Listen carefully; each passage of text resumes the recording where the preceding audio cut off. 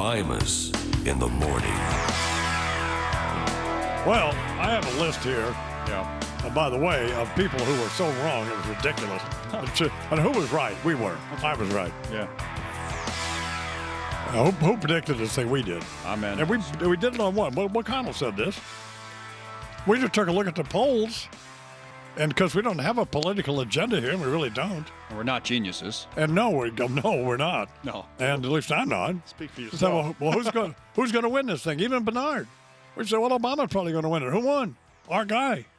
Oh, wait. You hear that, Tony? Right. And here's the thing. I hate to sound like I'm humping my little friend Mike Lupica. Oh. But that little panty-wearing commie's got a pretty good column in the New York Daily News this morning, and that is... That's humping? That, I mean, if you're the Republican Party and you can't beat a guy with a disastrous presidency that he's conducted and to shape the country, then you can never win. Oh. And I understand they nominated a guy who nobody likes. And I think Dagan said that, or Tony, that Romney's the guy who fired your father. He's that guy. So you're not going to warm up to him. Well, they made you think he was that guy. Exactly. Well, whatever. He didn't act any different.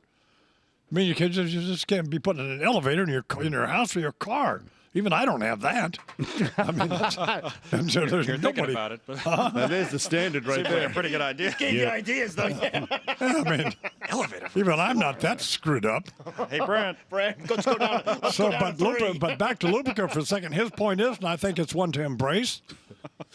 I mean, he was elected president. Lost again, sir. This is a great country, and he's getting what Lupica described as a do-over. Yeah.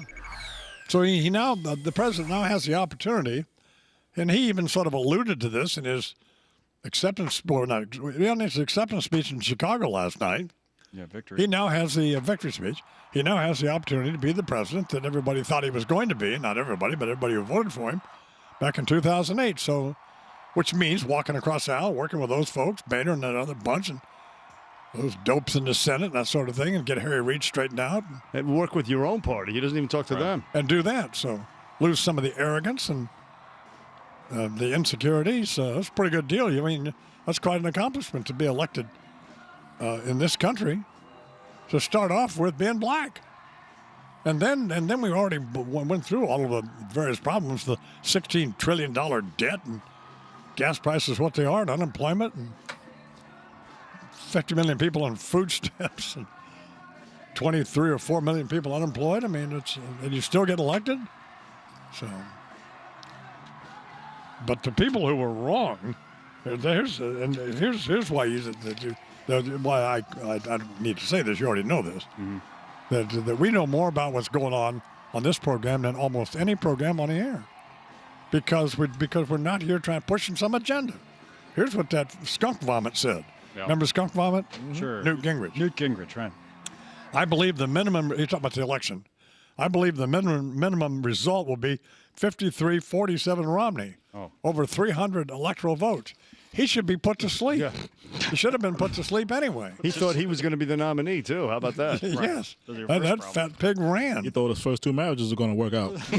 Or whatever. Well, maybe not. Until the girl got sick. And then, and Karl Rove, I like Karl, but he was running around. Brett Baer and Megyn Kelly and that whole Fox thing, they were great, by the way, in providing coverage.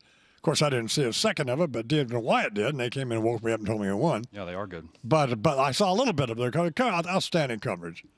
And Brett Baer, that boy lost some weight. I guess he was, how much weight did he lose? How much weight did he lose, Bernie?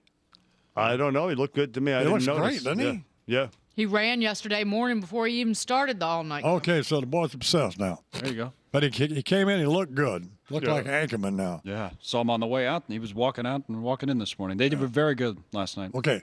But Karl Rove was hysterical, not wanting them to award Ohio to the president when they did, the Fox News.